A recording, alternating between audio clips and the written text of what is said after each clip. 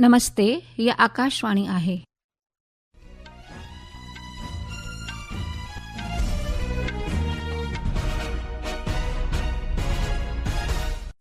हाणे तव्हां ममता खूबचंदानी खां देश ऐं विदेश जा समाचार ॿुधंदा। सभ खां पहिरियों मुख्य समाचार। प्रधानमंत्री नरेंद्र मोदीअ फ़ख़ुर जो इज़हार कयो आहे त 21वीं सदीअ जे भारत में साइंस नई ताक़त सां गॾु वधी रही आहे। भारतीय अवकाश यात्री शुभांशु शुक्ला जी सलामतीअ सां वापसीअ सां देश में ख़ुशीअ जी लहर। आकाशवाणी ते मन की बात प्रोग्राम में प्रधानमंत्रीअ चयो त ख़ुदि मुख़्तियारी 2047 में हिकु विकसित भारत जी अॻवानी कंदी। श्री मोदीअ माण्हुनि खे अपील कई त हू भारत में ठहियल सामान ख़रीद कनि ऐं विकिरी कनि। प्रधानमंत्रीअ नागरिकनि खे अहम ज्ञान वारनि प्राचीन पांडुलिपियुनि खे संभाले रखण जी अपील कई। उत्तराखंड जे हरिद्वार में मनशा देवी मंदिर जे रस्ते ते भॼ डुक सबबि 6 माण्हू मौत जो भखु बणिया ऐं इज़राइली इंसानी मदद जी पहुच खे आसान बणाइण लाइ गजा जे 3 इलाइक़नि में 10 कलाकनि जी फ़ौजबंदीअ जी पधिराई कई वई। हाणे समाचार तफ़सीलवार ॿुधंदा। मन की बात में प्रधानमंत्री नरेंद्र मोदीअ चयो आहे त 21वीं सदीअ जे भारत में साइंस नई ताक़त सां गॾु अॻियां वधी रही आहे। ऑल इंडिया रेडियो ते अॼु मन की बात प्रोग्राम में हुन जनाब चयो त शुभांशु शुक्ला जी अवकाश मां सलामतीअ सां वापसीअ सां देश में फ़ख़्र जो माहौल बणियो आहे। श्री मोदीअ चयो त अगस्त 2023 में चंद्रयान 3 जी कामयाबीअ सां देश में हिकु नओं माहौल पैदा थी वियो हो ऐं ॿारनि में साइंस ऐं स्पेस साइंटिस्ट बणजण जी इच्छा जागी।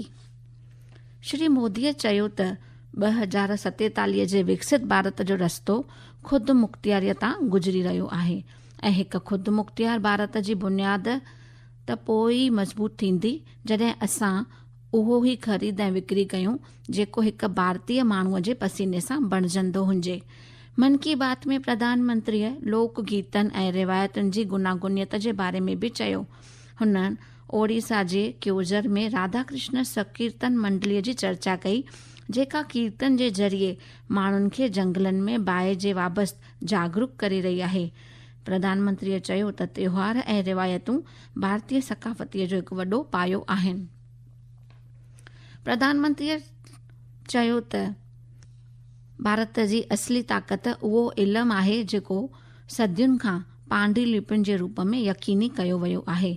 हिन पांडुलिपियुनि में साइंस, दवा, संगीत ऐं फिलोसफीअ जे बारे में मालूमात शामिल आहिनि। हुन जनाब चयो त हर हिकु नागरिक जी ज़िमेदारी आहे त हू अहिड़ा गैर मामूली इल्म ऐं वरसे खे सहेजे रखनि। श्री मोदीअ चयो त इन सां प्रेरणा वठी हिन साल जे बजट में ज्ञान भारतम मिशन जी पधिराई कई आहे। प्रधानमंत्रीअ चयो त ॿारनि में नवनि वीचारनि खे हथी ॾियण लाइ शुरू कयल इंस्पायर मंक मुहिम जे तहत हर स्कूल मां 5 ॿारनि खे चूंडियो वेंदो आहे। ईंदड़ 23 अगस्त ते राष्ट्रीय अवकाश दिवस जे हवाले सां प्रधानमंत्री अवाम खे अपील कई त नमो ऐप जे ज़रिए हुन ॾींहं खे कीअं मल्हायो वञे इन लाइ पंहिंजा वीचार वंडनि। प्रधानमंत्रीअ गर्व जो इज़हार कयो त यूनेस्को 12 मराठनि क़िलनि खे आलमी वरसे जो करार ॾिनो आहे। उन मां 11 क़िला महाराष्ट्र में ऐं 1 क़िलो तमिलनाडुअ में आहे। प्रधानमंत्रीअ चयो त अगस्त जो महीनो क्रांतीअ जो महीनो आहे। हुन 18 सालनि जे क्रांतिकारी खुदीराम बोस जी हिम्मत जी साराह कई। प्रधानमंत्रीअ चयो त लोकमान्य बाल गंगाधर तिलक जी पुण्यतिथि 1 अगस्त ते मल्हाई वेंदी आहे। 8 अगस्त ते महात्मा गांधीअ जी अॻवानीअ में भारत छोड़ो आंदोलन शुरू थियो। श्री मोदीअ चयो त आज़ादीअ जो ॾींहुं 15 अगस्त ते मल्हायो वेंदो आहे। हुन जनाब इहो बि चयो त बंटवारे जे विषय में बि मुल्क जी आज़ादीअ सां जुड़ियल आहे। इन करे 14 अगस्त बंटवारे जी तबाहीअ जे यादि वारे ॾींहं तौरु मल्हायो वेंदो आहे। श्री मोदीअ चयो त हिन साल राष्ट्रीय हथकरघा दिवस जा 10 साल पूरा थी रहिया आहिनि। हुन जनाब चयो त कपिड़े जी बनावट मज़बूती बणंदी आहे। श्री मोदीअ महाराष्ट्र जे पेठण ॻोठ जी कविता दवले जो ज़िक्र कयो जेका हिन वक़्तु सरकार जी मदद सां साड़ियुनि खे विकिणे रही आहे। ही समाचार तव्हीं आकाशवाणीअ तां ॿुधी रहिया आहियो।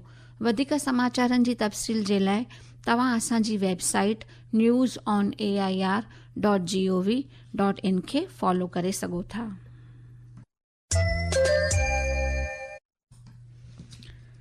श्री मोदीअ गाह जे मैदान ऐं उन में रहण वारनि पखियुनि जी ॻणप ते ध्यानु ॾिनो। इहो कमु पहिरीं खां ई असम जे काजीरंगा नेशनल पार्क में कयो वेंदो आहे। इन करे पखियुनि जे 40 क़िस्मनि खां वधीक जी शिनाख़त थी चुकी आहे। प्रधानमंत्रीअ ऐलान कयो त भारत अमेरिका में मुंतज़िम वर्ल्ड पुलिस ऐं फायर गेम्स में क़रीब 600 मेडल हासिल करे तवारीख़ रची आहे। श्री मोदीअ चयो त हिन साल स्वच्छ सर्वेक्षण में 4500 खां वधीक शहरनि ऐं कस्बनि खे शामिल कयो वियो आहे। हुन जनाब चयो त देश हिकु भेरो ॿीहर श्रावण जी बरसाति जे विच में त्योहारनि जी शान सां सजण वारो आहे। श्री मोदीअ चयो त ईंदड़ नाग पंचमी, रक्षाबंधन, जन्माष्टमी जो त्योहार असांजे जज़्बातनि सां जुड़ियल आहे। प्रधानमंत्रीअ हिन पावन मौक़े ते देश जे माण्हुनि खे शुभकामनाऊं ॾिनियूं। इजराइल इंसानी मदद जी पहुच लाइ गजा जे 3 इलाइक़नि में फ़ौजी कार्यवाहीअ खे 10 कलाकनि ताईं रोके रखण जो ऐलान कयो आहे। अल मवासी, देर अल बला ऐं गजा शहर में हर रोज़ सुबुह जो 10 बजे खां राति जो 8 बजे ताईं पाबंदी लागू रहंदी। इन विच में अॼु सुबुह केतिरा ई मिस्र जा ट्रक मदद हासिल करे राफा सरहद पार करे गजा पट्टीअ में दाख़िल थी विया। उत्तराखंड जे हरिद्वार में मनशा देवीअ जे पैदल रस्ते ते बॾ डुक थियण सबबि 6 माण्हू मौत जो भुख बणिया ऐं 20 माण्हू जख़्मी थी विया आहिनि। Senior superintendent of police Pramendra Singh Doval चयो त इलाइक़े में बिजलीअ जे करंट जी अफ़वाहुनि पैदा थियण सबबि बॾ डुक थी हुई। असांजे खातूअ जी ख़बर आहे त बॾ डुक हिकु तेज़ वोल्टेज वारी बिजलीअ जी तार किरण सबबि थी। राष्ट्रपति द्रौपदी मुर्मू ऐं प्रधानमंत्री नरेंद्र मोदीअ हादसे में जान विञाईंदड़नि लाइ दुख जो इज़हार कयो आहे। पंजाब पुलिस अमृतसर में जदीद हथियारनि ऐं नशीली दवाउनि जी तस्करीअ जे सरहदी पार जे हिकु वॾी नेटवर्क जो भांडाफोड़ कयो आहे। इन सिलसिले में पाकिस्तान जे ISI सां राब्तो रखण जे जुर्म में 5 माण्हुनि खे बि गिरफ़्तार कयो वियो आहे।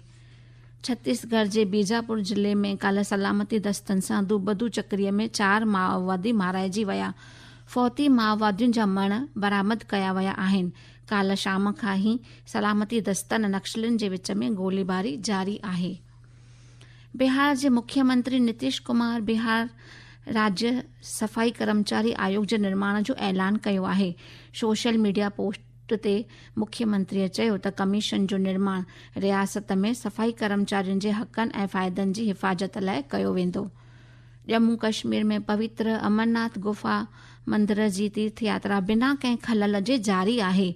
क़रीब 2197 तीर्थयात्रियुनि जो 25 जथो सख़्त सलामतीअ जे विच में जम्मू जे भगवती नगर बेस कैंप खां वादीअ जी ॾांहुं रवानो थियो आहे। ओडिशा जे केतिरनि ई इलाइक़नि में ॿोॾि जो ख़तरो वधियो आहे।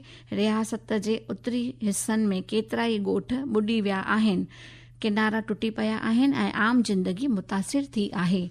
आबहवा महकमे अॼु ओलह मध्य प्रदेश, ओभरी राजस्थान, गुजरात लाइ तमामु तेज़ बरसाति जो रेड अलर्ट जारी कयो आहे। महकमे चयो त विच भारत, ओलही किनारनि ऐं साहिलनि खां लाॻापियल इलाइक़नि में ईंदड़ 3 ॾींहंनि ताईं चौमासे जो इम्कान आहे। नाइजीरिया में नाइजर सूबे में हिकु नदीअ में ॿेड़ी पलटिजी वञण खां पोइ 25 माण्हू मौत जो भख बणिया। मुख्य समाचार ॿीहर ॿुधंदा। प्रधानमंत्री नरेंद्र मोदीअ फ़ख़्र जो इज़हार कयो आहे त 21वीं सदीअ जे भारत में साइंस नई ताक़त सां गॾु अॻियां वधी रही आहे। भारतीय अवकाश यात्री शुभांशु शुक्ला जी सलामतीअ सां वापसीअ ते देश में ख़ुशीअ जी लहर।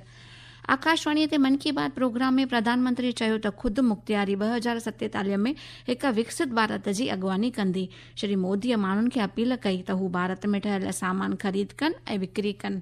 प्रधानमंत्री नागरिकनि खे अहम ज्ञान वारी प्राचीन पांडुलिपियुनि खे संभाले रखण जी अपील कई। सिंधी समाचारनि जो इहो अंक हिते समाप्त थियो। मूंखे ॾींदा इजाज़त। नमस्ते।